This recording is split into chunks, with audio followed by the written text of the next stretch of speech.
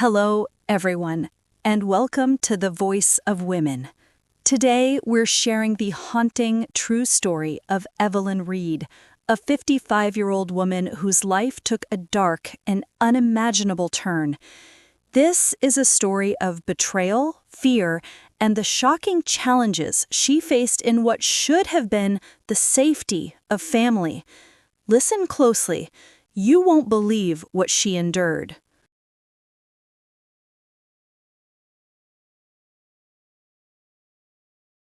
My name is Evelyn Reed, and I am 55 years old. I live now in a small, unassuming house nestled deep in the quiet, rolling hills of rural Georgia. The air here is clean, tasting of pine and distant rain, and the pace of life is a gentle, reassuring hum. It is a stark, almost disorienting contrast to the suffocating months I spent trapped in the polished, sterile cage of my son Jonathan's suburban Atlanta home. My health has returned, steadily, thankfully, but the echoes of that time still cling to me. A persistent, icy residue that no amount of Georgia sunshine can fully warm. It began almost 2 years ago. A descent into a nightmare I wouldn't wish upon my worst enemy. My heart, a delicate and somewhat temperamental instrument, had finally begun to fail me in earnest. A severe, relentless bout of pneumonia had ravaged my already fragile system, leaving me breathless, emaciated, and utterly incapable of caring for myself. Dr. Anya Sharma, my cardiologist, a woman whose eyes held both fierce intelligence and deep compassion, had delivered the verdict with a gentle firmness. I could not, under any circumstances, remain alone. Jonathan, my dear, sweet Jonathan, heard the news and, without a moment's hesitation, offered his home. "Mom," he'd insisted, his voice unwavering, "there's no question. You come stay with us. Your family will take care of you." His wife, Veronica, stood beside him, her smile a little too tight, her agreement a little too quick. But I was too weak, too desperate to truly notice then. I was reluctant, of course, agonizing over the imposition, the disruption to their lives. But Jonathan's resolve, coupled with my own failing strength, left me with no alternative. So, with a suitcase that felt impossibly heavy and a heart that felt impossibly light with apprehension, I left my beloved cottage. The move to their grand, modern house in an affluent Atlanta suburb felt like stepping onto an alien planet. It was magnificent, all soaring ceilings, minimalist decor, and gleaming surfaces, a testament to their success. But from the very first moment, I felt like a misplaced relic in a perfectly curated museum. Veronica's smile, usually so bright and welcoming during our infrequent holiday gatherings, was now a brittle, almost transparent veneer. Her eyes, a striking icy blue, never quite met mine. Instead, they flitted over my shoulder, past my ear, or settled on some distant point, as if my very presence was an inconvenience she wished to bypass. A profound, unsettling discomfort settled in my chest, a cold weight unrelated to my ailing heart. It was the crushing burden of being unwanted. In those initial weeks, I made desperate, futile attempts to contribute, to be anything other than the invalid burden I felt sure Veronica perceived me to be. I offered to help in the kitchen, to fold laundry, to read stories to my beloved grandchildren, Lily and Leo. Each offer was met with the same saccharine smile and a dismissive wave of Veronica's hand. "Oh no, Evelyn," she'd coo, her voice dripping with an artificial sweetness. "You just rest. Jonathan and I have everything perfectly under control. You need to focus on getting well." Her tone, though outwardly polite, held an unmistakable edge, a chilling finality that left no room for argument.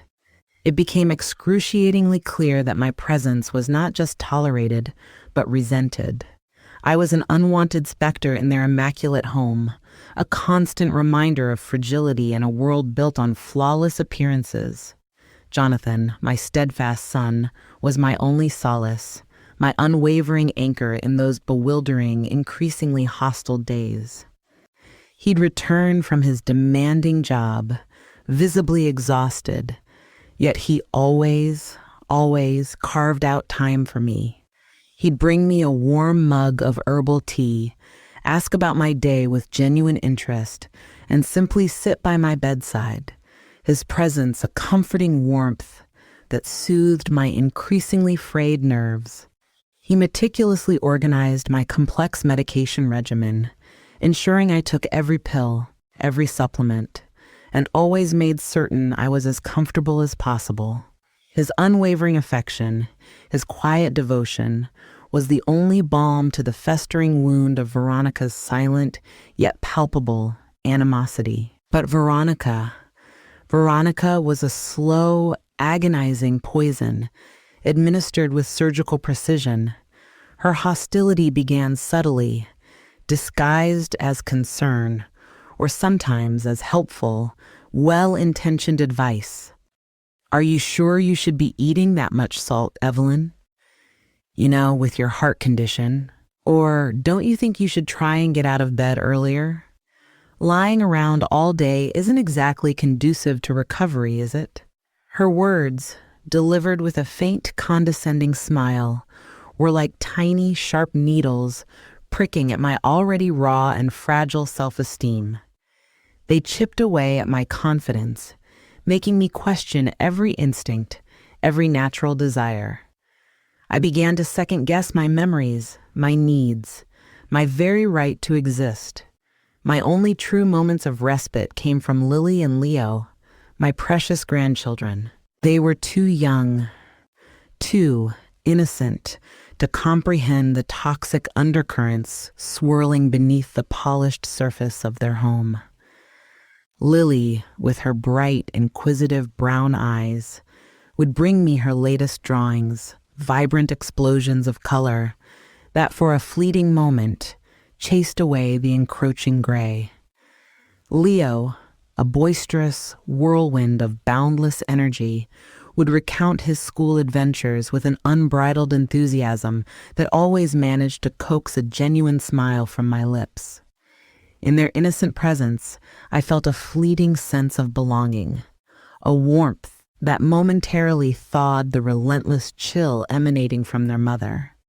These were the small, precious anchors I clung to, desperate lifelines in a sea of unease. As my physical health slowly began to mend, a desperate yearning for independence, a desire to reclaim a semblance of my former self, began to stir within me. I started taking short, tentative walks in the meticulously manicured garden, each step a small victory against the encroaching weakness. But these fragile attempts at self-sufficiency were almost always abruptly halted by Veronica's voice, sharp and accusatory, cutting through the serene afternoon air from an open window. "Evelyn, are you absolutely sure you should be pushing yourself? What if you fall? Jonathan would never forgive himself." It wasn't genuine concern I heard in her voice, but a thinly veiled irritation, a chilling desire to keep me confined, dependent, and perpetually out of her way. It was less about my safety and far more about her suffocating control. The verbal assaults escalated, growing bolder, more frequent, and increasingly venomous. They almost always occurred when Jonathan wasn't home, as if she possessed an uncanny sixth sense for his absence, knowing precisely when she could shed her polite facade and unleash her true self. One evening, Jonathan was working late, and Veronica and I were alone in the vast, gleaming kitchen. I was attempting to prepare a simple, bland salad for myself, a desperate effort to stay out of her path, to remain invisible.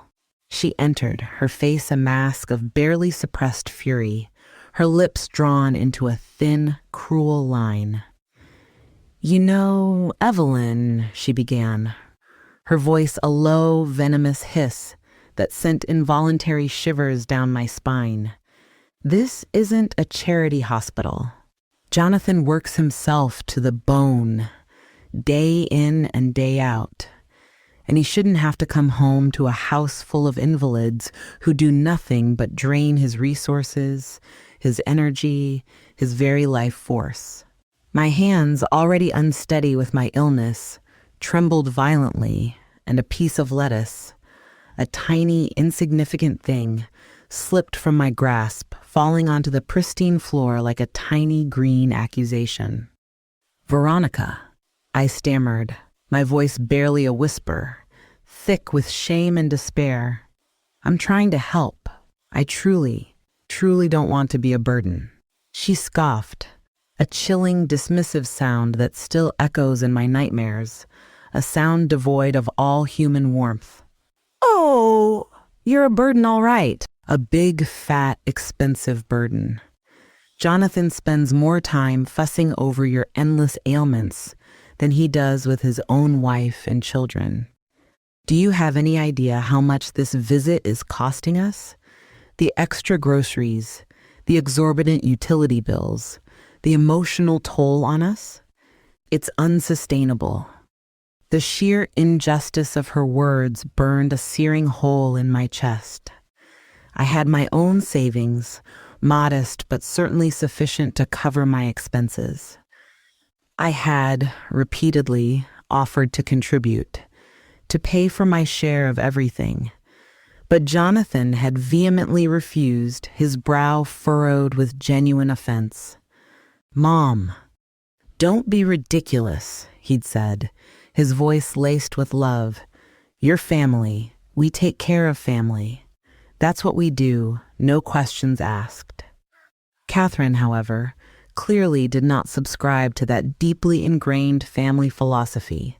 Her daily barrage of complaints became a relentless psychological siege, chipping away at my sanity, my sense of self-worth. She'd nitpick about the smallest, most insignificant things. A misplaced magazine, a teacup left on a side table, the faint, lingering scent of my lavender-scented lotion. She'd hint darkly, conspiratorially, that I was exaggerating my illness, or even outright faking it, purely to garner attention, to manipulate Jonathan, to disrupt their meticulously crafted, perfect life. Each cruel, calculated word chipped away at my spirit, leaving me feeling increasingly hollow, worthless, and utterly, terrifyingly alone. I retreated further and further into my room, transforming it into a self-imposed prison, the only sanctuary from her relentless psychological warfare, a tiny haven where I could momentarily escape the suffocating weight of her insidious presence. Jonathan, tragically oblivious to the true depths of his wife's malice, tried his earnest best to bridge the ever-widening chasm between us.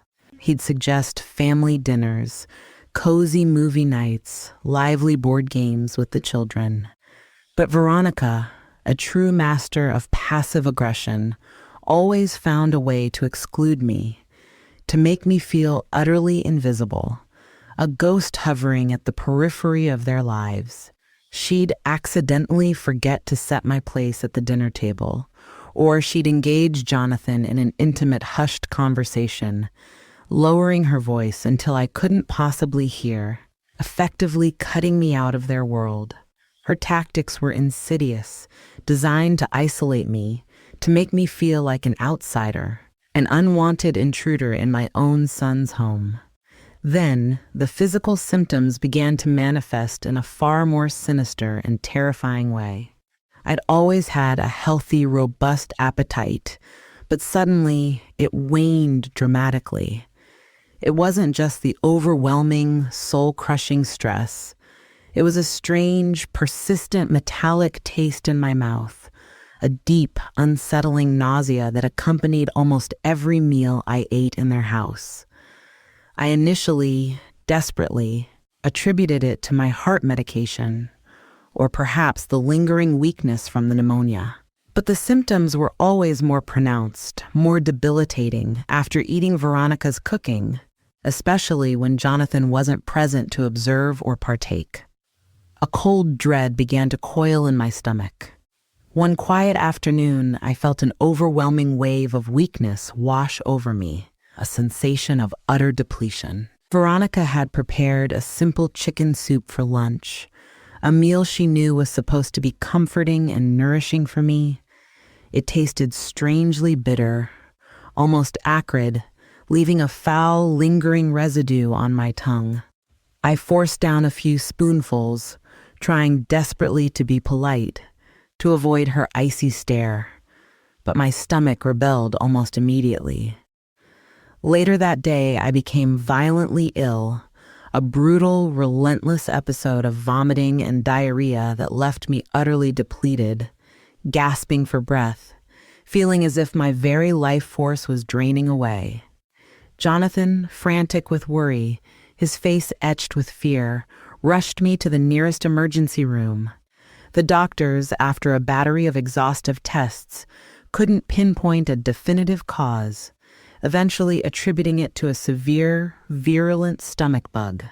But that terrifying experience solidified a nascent, terrifying suspicion in my mind, a dark, insidious seed of doubt that began to sprout and unfurl its poisonous leaves. The next incident was even more alarming, more direct, more terrifyingly deliberate. I woke one morning feeling profoundly fatigued, my heart hammering against my ribs with an alarming irregularity, a dizzying disorientation clouding my thoughts, making the room spin. My skin was clammy, coated in a cold, unnatural sweat. Jonathan, noticing my extreme pallor and distress, immediately called Dr. Sharma. It was then, amidst the throbbing pain in my head, that a vivid, horrifying memory resurfaced with chilling clarity. The glass of freshly squeezed orange juice Veronica had given me the night before, insisting it would help me relax and drift off to sleep. It had tasted subtly off, slightly chemical, with an almost burning sensation at the back of my throat. But in my utter exhaustion and vulnerability, I hadn't given it much thought then. Now the memory was a chilling, undeniable revelation, a piece of a horrifying puzzle clicking into place. Jonathan, utterly beside himself with worry, his voice thick with unvoiced fear, suggested a longer stay at a specialized rehabilitation facility, a place where I could receive round-the-clock care and close medical supervision. Veronica, to my profound surprise, was effusively enthusiastic, almost gleeful. "Yes, Evelyn, that's a wonderful, wonderful idea. You'll get the absolute best care there, and we can all finally get back to our normal, peaceful routine." Her words, meant to sound supportive, were like a dagger plunged deep into my heart. Normal meant without me, without the constant reminder of my existence. Her relief was palpable, almost joyful, a grotesque celebration of my impending absence. I spent a month at the rehab facility. It was a lifeline, a desperately needed sanctuary for my body and my tormented soul. Away from Veronica's suffocating, venomous presence, my appetite slowly, miraculously, returned, and the strange, debilitating symptoms completely subsided. I felt stronger, clearer-headed, as if a thick, oppressive fog had finally begun to lift from my mind, revealing the horrifying truth. It was during this period of peace and quiet reflection that I began to meticulously piece together the fragmented memories, the bitter tastes, the unexplained, terrifying illnesses. A truly terrifying realization began to form. A chilling mosaic of malice, a portrait of pure, unadulterated evil. When I returned to Jonathan's house, I was no longer the fragile, naive, easily manipulated woman who had arrived months earlier. I was cautious, vigilant, acutely aware of every subtle shift in Veronica's demeanor, every fleeting glance, every forced smile. My heart ached with an unbearable sorrow for my son, who remained tragically, stubbornly oblivious to the true, monstrous depths of his wife's insidious nature. I ate sparingly, meticulously preparing my own simple meals whenever humanly possible. I paid excruciatingly close attention to Veronica's behavior. Her movements in the kitchen, the way her icy blue eyes darted nervously whenever I looked at her. I became a silent observer, a shadow in their lives, meticulously gathering invisible evidence, a detective in my own living nightmare. One quiet evening, as I went to the kitchen to get a glass of water, I caught a fleeting glimpse of Veronica at the counter. Her back was to me, but I saw her slender fingers deftly placing a small, clear packet back into a cleverly disguised compartment within her ornate, expensive spice rack.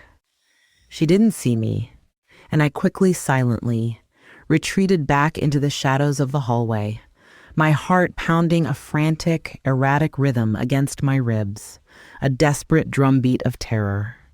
What was in that packet? The question screamed in my mind, a terrifying premonition taking root, blossoming into a chilling certainty. The following day, Veronica, with an uncharacteristic display of domesticity, baked a batch of Jonathan's favorite oatmeal cookies. She offered me one, her smile too wide, too saccharine, her icy blue eyes gleaming with an unsettling, almost predatory anticipation. Fresh from the oven, Evelyn. They're still wonderfully warm and chewy. I took the cookie, my hand trembling almost imperceptibly, and carried it back to the solitude of my room, my sanctuary. I didn't eat it. Instead, later that evening when the house had fallen silent and everyone was presumably asleep, I carefully crumbled a small piece of the cookie into a glass of warm water. The water, to my horror, immediately turned a faint, milky white, a stark, terrifying contrast to the clear liquid I had started with. My breath caught in my throat. My mind raced, a chaotic whirlwind of fear, disbelief, and a burgeoning sense of desperate urgency. I couldn't just accuse her without concrete, undeniable proof. I needed more. The thought of confronting her, of facing her cold, calculating wrath, filled me with a primal, paralyzing terror I hadn't known since my darkest childhood nightmares. But the thought of doing nothing, of allowing her to continue her insidious attempts to extinguish my life, was even more terrifying, a fate far worse than any confrontation. I had to act. The following week, summoning every ounce of strength and acting prowess I possessed, I feigned a particularly debilitating headache, far worse than any I had actually experienced. I asked Veronica for some of her special herbal tea, the one she always insisted had miraculous healing properties, a cure-all for every ailment. She readily agreed, her icy blue eyes gleaming with a disturbing, almost predatory anticipation. As she prepared it, I subtly observed her, pretending to be engrossed in a book, my peripheral vision sharply focused, every nerve ending screaming with alertness. I saw her reach for that same hidden compartment in the spice rack, her slender fingers deftly extracting a small white packet. I watched, frozen in a horror that seemed to seize my very soul, as a minuscule amount of fine, white powder fell silently into the steaming cup. She stirred it in, a faint, triumphant smirk playing on her lips, a gesture of chilling satisfaction, a silent victory. My blood ran cold, a glacial river flowing through my veins, chilling me to the bone.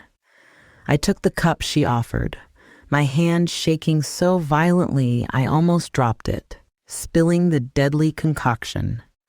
"Thank you, dear." I managed to croak, my voice barely a whisper, a sound I barely recognized as my own, a frail, trembling sound. I carried the cup to my room, my mind a chaotic maelstrom of fear, dread, and a burgeoning sense of desperate urgency. I waited, listening intently, holding my breath, until I heard her bedroom door click shut, signaling her retreat for the night.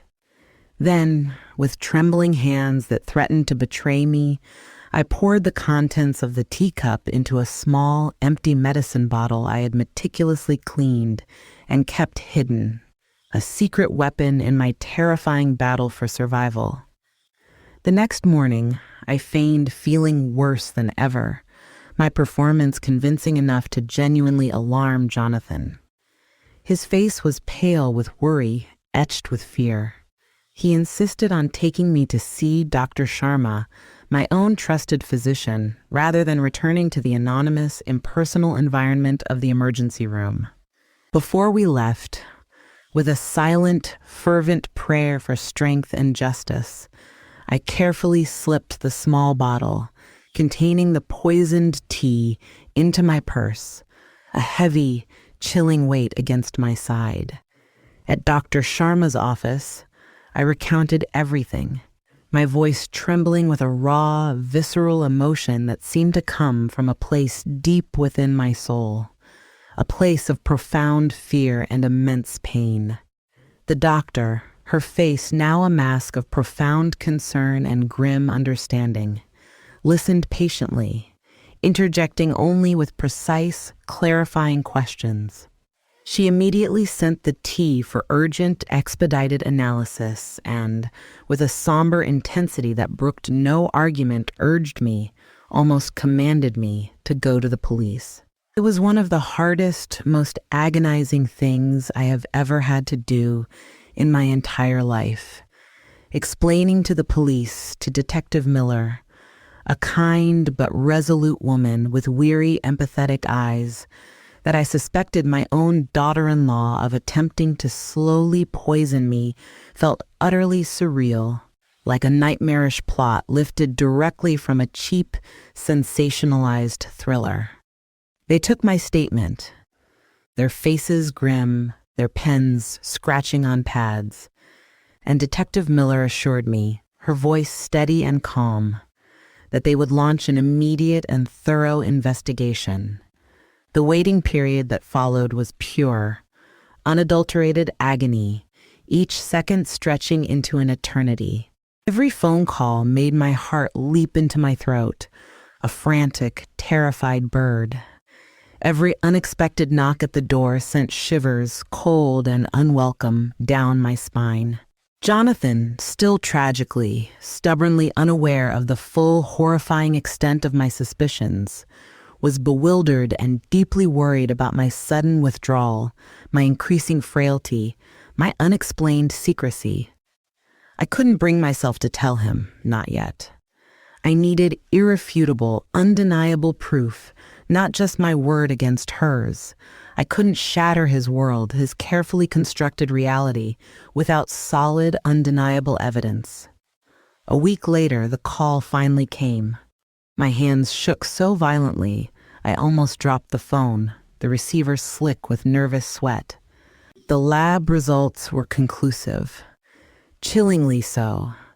The meticulous analysis of the tea confirmed the unequivocal presence of a slow-acting, insidious poison, a substance commonly found in certain pest control products.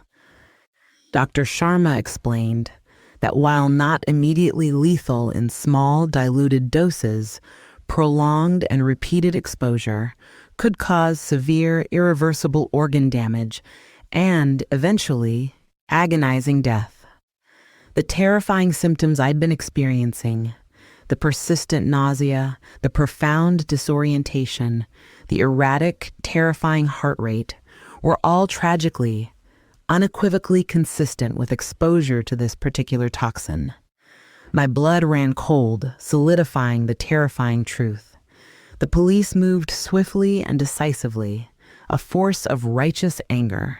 Armed with the irrefutable forensic evidence, they obtained a search warrant for Jonathan and Veronica's house.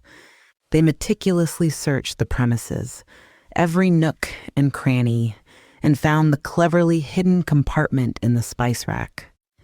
Inside, they discovered not only several more packets of the exact same poison, but also other deeply incriminating evidence, chillingly detailed notes, purchase receipts for the poison, things that painted a chilling, undeniable picture of calculated malice, of a premeditated plan to end my life.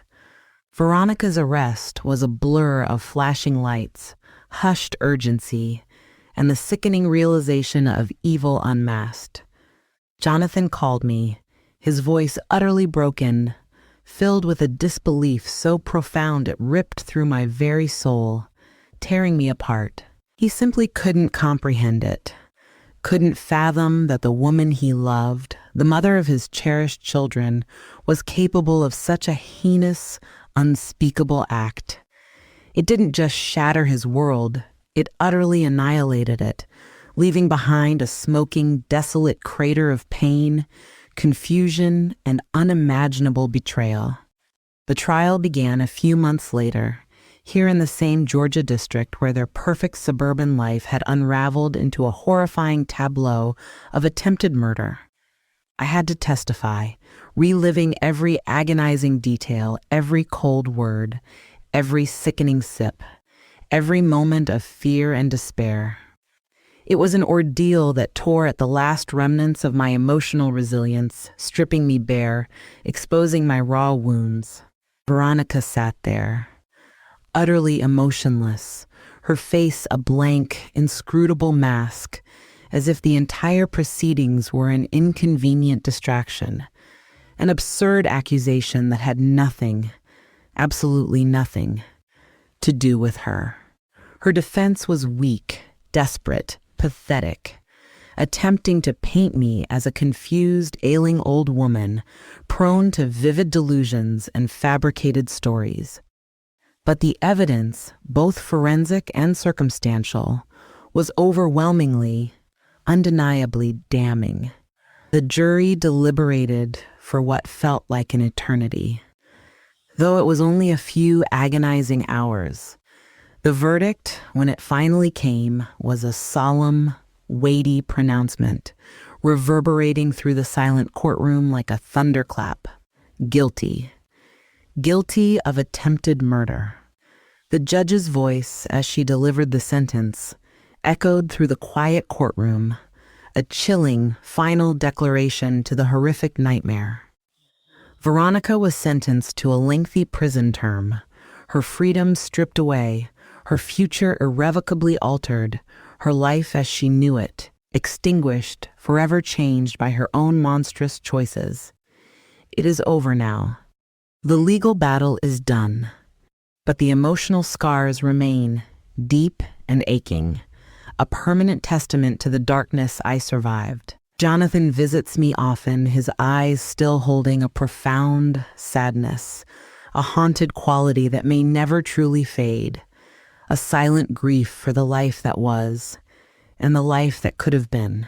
He is slowly, painstakingly trying to rebuild his life, to help Lily and Leo comprehend, to heal from the profound, crushing betrayal that fractured their family, tearing it apart from the inside.